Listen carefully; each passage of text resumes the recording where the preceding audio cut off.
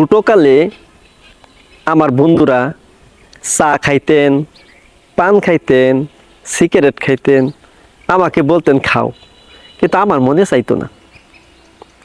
কেন মনে চাইতো না? ছোটোকালে মামার সাথে একদিন একটি বিড়ির টান দিয়েছিলাম, সেদিন আমার শরীরে জ্বর এসেছিল। এরপর থেকে আমার ওইটার প্রতি একটা ঘৃণা জন্ম নিয়েছে। এটি হচ্ছে যে বিড়ি খাইলে রোগ হয়।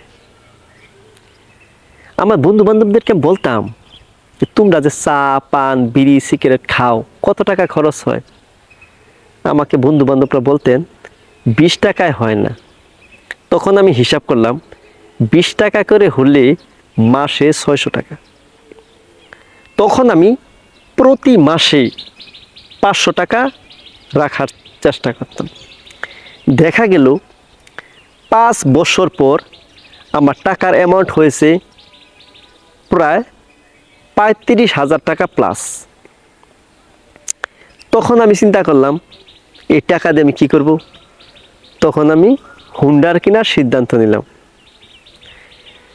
তখন ওই টাকা দিয়ে আমি একটি সেকেন্ড হ্যান্ড হুন্ডার কিনে আমার বাবাকে গিফট করেছি। আপনারা অনেকেই হয়তো আমার ভিডিওটা দেখে থাকবেন। আপনারা কি এইরকম কিছু সিদ্ধান্ত নিতে পেরেছেন? মানুষের ছোট ছোট পরিবর্তন একদিন মানুষকে অনেক বড় পরিবর্তনের দিকে ধাবিত করে।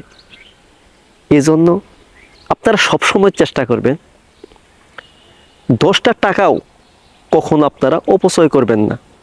শুধু শুধু স্টলে গিয়ে চা খেয়ে, পান খেয়ে, সিগারেট খেয়ে 50 টাকা 100 টাকা বিল দিয়ে আপনার কি লাভ? এই টাকাগুলো 5 বছর 10 বছর 20 বছর পর কী অ্যামাউন্ট হবে আপনি কল্পনাও করতে পারবেন না। এজন্য এইসব জিনিস বাদ দিয়ে আপনারা এই টাকাগুলো শরীরের পিছনে ব্যয় করেন, এতে আপনার শরীর ভালো থাকবে।